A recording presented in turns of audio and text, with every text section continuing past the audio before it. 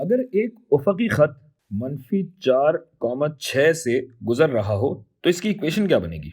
अभी चुप कराते हैं, हम इसको प्लॉट करके देख लेते हैं। सबसे पहले ये x, ये y। उम्मीद है कि ये सीधे सीधे बने होंगे क्योंकि मुझे इतने करीब से तो मालूम नहीं पड़ रहा भाई। 1 2 3 और ये -4, 1 2 3 4 5 और 6। तो अगर उफकी खत है तो यूं बनेगा। इसको मैं जरा लाइन पे ले आऊं।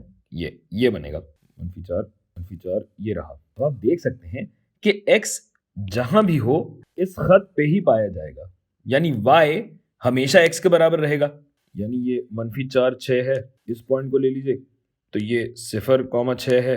इस पॉइंट को ले लीजिए जहां x 10 हो, 10, y वही 6 ही रहेगा। गोया इस खत की इक्वेशन क्या हुई? y बराबर है 6 के, और y हमेशा 6 के बराबर होगा बशर्ते के x एक असल नंबर हो, रियल नंबर हो।